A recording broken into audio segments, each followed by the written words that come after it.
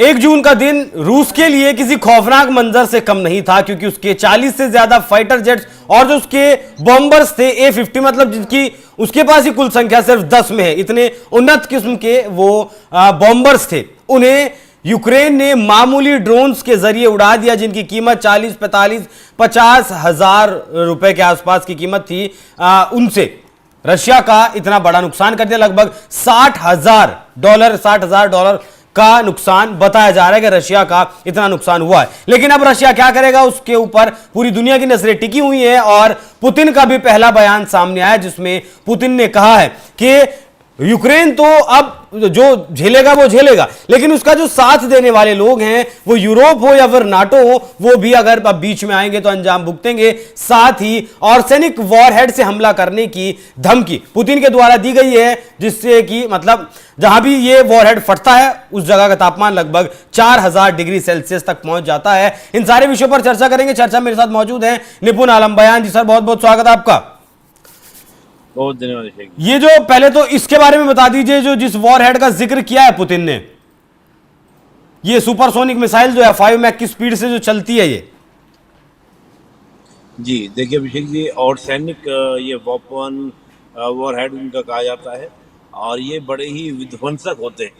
जैसा आपने खुद कहा कि 4000 डिग्री, अब आप सोच सकते हैं 4000 डिग्री टेम्परेचर कितना होता है। हम लोग 50 भी पहुंचता नहीं है टेम्परेचर, और हमारी हाई तौबा शुरू हो जाती है। बिल्कुल, मतलब गर्मी में पता नहीं क्या हो गया, तूफान मच गया, ये सब हम लोग बात करने लगते हैं। और उस 50 से आपका 100 डिग्री पे पानी उबलने लगता है। तो 4000 डिग्री टेम्परेचर मतलब ये है कि आपके बंकर हो, घर हो, वो सब धुआं हो जाएंगे, उनका सबका वाष्पीकरण हो जाएगा। वो सब आपका लोग जो है जितने भी हैं उस रीजन में जहाँ पर ये अटैक करेगा वो आपका डिस्ट्रॉय हो जाएगा। देखिए, जो ये पूरा हमला हुआ, इस हमले को लेकर इतनी बड़ी बातें क्यों कही जा रही हैं? सेकेंड वर्ल्ड वॉर में पर्ल हार्बर पर अटैक हुआ था। अमेरिका का एक नेवी बेस कैंप था जिस पे जापान ने अटैक किया पर्ल हार्बर पर। उसके बाद अमेरिका ने हिरोशिमा नागासाकी पे बम गिरा दिए। अभी जो ये हमला हुआ कि 40,000 रुपए के ड्रोन से, टोटल 117 ड्रोन उन्होंने भेजे थे, 117 ड्रोन से 17,000 करोड़ का लगभग माना जा रहा है कि 17,000 करोड़ का रशिया का नुकसान हुआ। आप नुकसान को हटा दीजिए, नुकसान एक तरफ की बात है कि आप रशिया के अंदर तक आप गए, और कहाँ गए? 4000 किलोमीटर तक आप लोग पहुंचे हैं। इसका मतलब ये आपने ये मैसेज दिया है कि रशिया की कोई भी जगह ऐसी नहीं है जो यूक्रेन की मारक क्षमता से बाहर हो। ठीक है। अब ऐसे में किसी भी देश के सामने अपनी सोवरेनिटी को, अपनी सिक्योरिटी को प्रिजर्व करना बहुत तो चूक कहां हुई रशिया से? चूक कहां हुई? मैं उसी बात पे आ रहा हूं। तो जो ये बड़ा चुनौतीपूर्ण हो जाता है, और खास तौर से उस देश के लिए जो हार्ड पावर है और अमेरिका का एक शक्ति संतुलन बनाए रखता है, जिसको हम लोग बैलेंस ऑफ पावर भी कहते हैं।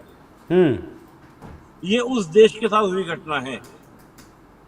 ये किसी और देश पे हुई होती तो ठीक है, बात को समझा लिया जाता, दबा लिया जाता, कुछ और भी हो गया होता, लेकिन ये उस देश के साथ हुई है जो लगातार अमेरिका को चैलेंज कर रहा है, जॉर्जिया वॉर में, क्रीमिया वॉर में, सीरिया वॉर में, यूक्रेन वॉर में। तो उस चुनौती पर, और जो रशिया का कोई स्टार्टिंग से रहा कि यूक्रेन के माध्यम से नाटो और ईयू मेरी सिक्योरिटी को थ्रेट देंगे, तो पुतिन का जो ये बात कहनी थी, ये इस घटना से प्रमाणित हो गई। पुतिन जो कह रहे थे कि नाटो, और आप जानते हैं ये अकेले यूक्रेन के बस की बात तो है नहीं, क्योंकि बगैर सैटेलाइट इमेजेस के, बगैर खुफिया जानकारी के इतना बड़ा ऑपरेशन अंजाम हो ही नहीं सकता था। अच्छा। और जो लोग ये बोलते हैं ना कि सिक्योरिटी फेलियर और इंटेलिजेंस फेलियर, अब दिख रहा है आपको दुनिया के अंदर भी। अमेरिका में 9/11 का इंसिडेंट हुआ था, तो क्या ये अमेरिका का इंटेलिजेंस फेलियर नहीं था? बिल्कुल था, बिल्कुल था। आज रशिया में 1.5 साल से तैयारी कर रहे थे लोग, और 1.5 साल से तैयारी कर रहे थे, और अभी ये अटैक क्यों हुआ? आप देख रहे कई दिनों से डोनाल्ड ट्रंप के जो स्टेटमेंट हैं, उनकी जो भाषा है, वो बहुत ही तल्ख हो रही थी। उन्होंने ये तो कह दिया कि हमने तो रशिया को बचाया, और हम अगर इशारा कर दिए होते, ये वॉर किसी और ही दिशा था, किसी और ही डायरेक्शन चला जाता। ये बात बोल रहे थे कौन? आपके डोनाल्ड ट्रंप।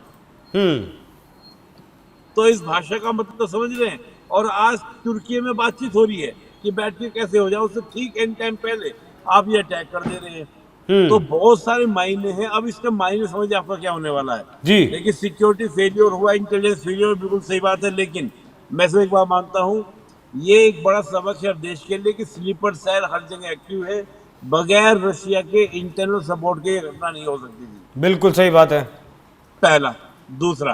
दूसरा ये होगा कि अब नाटो फोर्सेस, ब्रिटेन ने आज अमेरिका को बोला है कि हमको स्ट्रैटेजिक बॉम्बर दे दीजिए। स्ट्रैटेजिक बॉम्बर का मतलब ये होता है कि जो आपके एटॉमिक जो वेपन होते हैं उनको ले जाने में सक्षम होते हैं, उनको स्ट्रैटेजिक बॉम्बर कहा जाता है। ये बॉम्बर केवल और केवल 3 ही देशों के पास है, अमेरिका, रशिया और चाइना। आज ब्रिटेन ने कहा है कि हमको दे दीजिए, क्योंकि ब्रिटेन समझ गया है कि मेरी भी इसमें संलिप्तता थी, और रशिया को जब पता चलेगा कि इसमें मेरा भी इन्वॉल्वमेंट है, तो हो सकता है हमला मेरे ऊपर भी हो सकता है। अब होगा क्या? मुझे क्या महसूस हो रहा है? महसूस ये हो रहा है कि रशिया और चाइना की नजदीकी और बढ़ेगी, नाटो कंट्रीज की एकजुटता और बढ़ेगी, और ये वॉर अब रशिया यूक्रेन वॉर से एक्सटेंड होगा, और ये कहीं ना कहीं अमेरिका नाटो के साथ रशिया का वॉर होगा। मुझे उस और ज्यादा ये वॉर दिखाई दे रहा है। नहीं, अमेरिका तो पीछे रहने वाला खिलाड़ी है ना, लेकिन सर वो तो सीधे तौर पर युद्ध लड़ता नहीं है। नहीं, देखिए होता क्या है, हम अमेरिका के सीधे तौर पे वॉर की बात नहीं हो, तो अपना कोल्ड वॉर इन्होंने किया है। और हम देखें 2015 में जब सीरिया का वॉर था, तो रशिया और यही सामने थे, अमेरिका ही सामने थे 2015 में। हम उससे पहले याद करें 2008 में जॉर्जिया का जो कॉन्फ्लिक्ट हुआ था, तो उसमें अमेरिका और रशिया यही दोनों सामने आए थे। ये कहा जाता है कि अमेरिका कोशिश करता है कि हम बैक से लड़ाई लड़े, फ्रंट पर हम ना आए। लेकिन अब रशिया का स्टेप होगा कि रशिया उसको कैसे हैंडल करता है, कैसे देखता है। भाई आप सोचिए, यूक्रेन के पास कोई क्षमता नहीं थी, लड़ाई तो ये आपका प्रॉक्सी बन के यूक्रेन लड़ रहा था, अमेरिका का प्रॉक्सी बन के, नाटो का प्रॉक्सी बन के। लेकिन अब ये बात अमेरिका की बात को समझेगा ना रशिया, कि बगैर उनके सपोर्ट के ये अटैक नहीं हो रहे हैं। ये बात कुछ वैसी है। तो इसे पुतिन के लिए अमेरिकी चेतावनी समझा जाए इस हमले को?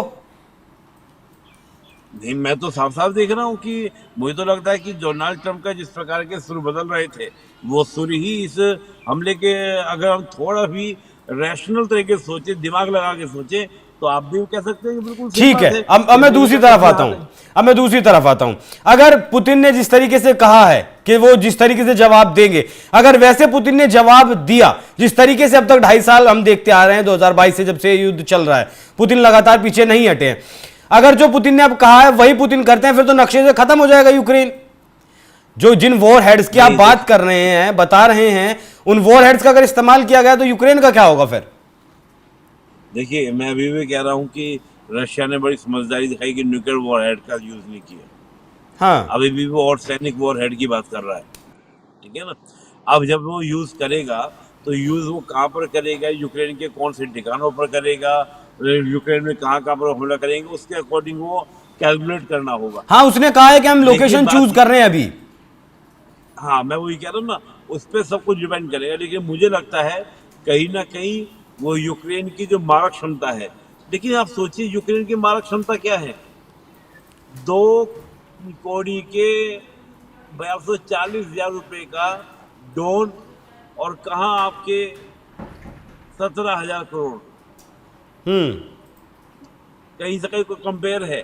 रशिया किसको जाके डिस्ट्रॉय करेगा? तो मुझे लगता है कि जो हमला होना है वो मारक क्षमता के साथ साथ कोई ना कोई स्ट्रेटजिकल पॉइंट्स, चाहे उनके आर्मी के हो सकते हैं, बड़े टारगेट को वो अचीव करना चाहेगा। और देखिए, आप एक बात याद रखिएगा, यूक्रेन ने सारी एक हदें जो थे पार की हैं। उन्होंने पुतिन तक के ऊपर हमले कराए, पुतिन तक को मारने की कोशिश की है उन्होंने। तो अब आप अपेक्षा करें रशिया से कि वो नैतिकता की बात करे, इथिकल वैल्यूज की बात करे, मुझे नहीं लगता। अच्छा, आप उसकी बात कर रहे हैं कि जब जेलेंस्की ने कहा था कि इस युद्ध का खात्मा तभी होगा, ये युद्ध खत्म तभी होगा जब पुतिन मर जाएंगे। ये ट्रंप की मुलाकात से शायद पहले की बात है या बाद की बात है उससे? अभिषेक जी वो तो है ही, वो तो स्टेटमेंट का ही है। आपको याद है कि जब पुतिन की कार के पास में अटैक हुए थे, हाँ हाँ हाँ हाँ, ठीक है, वो बाइक वाला अटैक में बात कर रहा हूँ, बिल्कुल। तो जिनके ऊपर आपने मतलब प्रेसिडेंट तक के ऊपर आपने हमले कराए हैं, तो अब आप सोच रहे हैं उस प्रकार का अटैक करने के बाद। और मैं देखिए, आप इस बात को समझिए, मैं ये दावा करता हूं कि मैं अपने परिवार को, अपने घर को पूरा सुरक्षित रखूंगा, मेरा ये कमिटमेंट है, और मैं बहुत ताकतवर भी हूँ। लेकिन कोई आए मेरे घर के अंदर घुस के मुझे मार के चला जाए, आप सोचिए इजराइल वाली घटना है। ठीक है। अच्छा, जिसकी इजराइल आपने बात में की, 117 ड्रोन्स की आपने बात की, अब कैसे इस बात का अंदाजा लगाएं, उम्मीद लगाएं कि ये ड्रोन्स बस 117 ही थे और ये ड्रोन्स नहीं हो सकते? क्योंकि यूक्रेन का कहना है हम एक साल में 10 मिलियन ड्रोन्स बना सकते हैं। ऐसा भी तो हो सकता है ना कि अभी वो स्लीपर सेल्स जिंदा हो, अभी और बहुत सारे ड्रोन्स रशिया के भीतर मौजूद हो यूक्रेन के। बिल्कुल पॉसिबिलिटीज है। पॉसिबिलिटीज क्यों है? देखिए क्या है कि रशिया यूक्रेन को अगर आप देखेंगे तो ये पहले एक ही थे, पहले एक ही थे, 90 में ये अलग हुए हैं, और कोई बहुत पुरानी बात भी नहीं हुई है कि बहुत बिल्कुल पहले अलग हुए हैं। हाँ, 35 साल पुरानी बात है, बहुत पुरानी। तो जो लोग अलग हुए हैं उनको पता भी है। और बहुत सारा जो डोनबास वाला रीजन है जहाँ पे कंट्रोल किया है रशिया ने, वहां पर मेजोरिटी पॉपुलेशन कौन है? रशियन स्पीकिंग है। लेकिन वहां माइनॉरिटी कौन है? वो है यूक्रेनियन, जो यूक्रेन को लव करते हैं, मोहब्बत करते हैं। वो लोग आराम से इजीली रशिया में एक्सेस कर सकते हैं, रशिया में आ जा सकते हैं। तो ये इंटरनल सपोर्ट के बगैर नहीं हुआ है, चाहे वो इंटरनल पैसा दिया गया हो या जो आपके ट्रक ड्राइवर थे उनको धोखा दिया गया हो कि इसमें कुछ और है, मतलब बगैर इंटरनल सपोर्ट के नहीं हो सकता। नहीं, टेक्नोलॉजी का भी तो सर जबरदस्त इस्तेमाल किया था। जो ट्रक्स आए थे अंदर सीमा में, उनके पास जैसे ही सैनिक गए उन्होंने खुद को उड़ा दिया। मतलब जैसे फिदाइन हमले ये पाकिस्तान के आतंकवादी करते हैं, वैसे ही इतना जबरदस्त एआई पावर्ड बनाया इन ड्रोन्स को भी और ट्रकों को भी। ट्रक के पास कोई भी अगर गया, मैं देखा उसके अंदर तस्वीर, एक दो मैंने वीडियो देखे कि एक दो उसके घुसने, यही वीडियो देख लीजिए आप, इसमें जैसे ही ये इंसान अंदर जाएगा ये ट्रक खुद को ब्लास्ट कर लेगा, ये खुद से ब्लास्ट हो गया। हाँ बिल्कुल बिल्कुल, वही मैं कह रहा हूँ कि ये देखा, एक ऊपर चढ़ गया वो ब्लास्ट हो गया, तो लोगों ने रोकने की कोशिश भी की ट्रक को। तो ये जो बात है, ये बात निश्चित रूप से बहुत बड़ी बातें हैं और ये रशिया को सोचना पड़ेगा। और मैं तो कहूँगा जो पीएम मोदी ने कहा था ना कि हम एक नए वॉरफेयर में आ गए हैं अब युद्ध वो वाला नहीं कि सैनिक जाएगा और गोली मारेगा, सैनिक जाएगा, जो मुझे बोलते हैं लोग, बोलता भी कई बार को। अब क्या किया रशिया यूक्रेन ने मानव रहित यानी ड्रोन भेजे और रशिया की हालत खराब कर दी।